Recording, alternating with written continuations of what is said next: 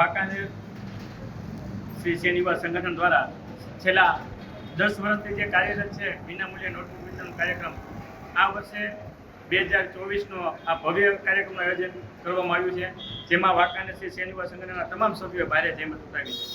આશરે 160 બાળકોને વિતરણ કરવામાં આવશે આજરોજ. કેટલા વર્ષથી થાય છે આ કાર્યક્રમ? છેલ્લા 10 વર્ષથી શ્રી સેનિવા સંગઠન દ્વારા આ કાર્યક્રમ કરવામાં આવે છે અને આશરે 160 બાળકોને વિનામૂલ્યે નોટબુક વિતરણ તેમજ ચોપડા અને અન્ય સામગ્રી આપવામાં આવે છે.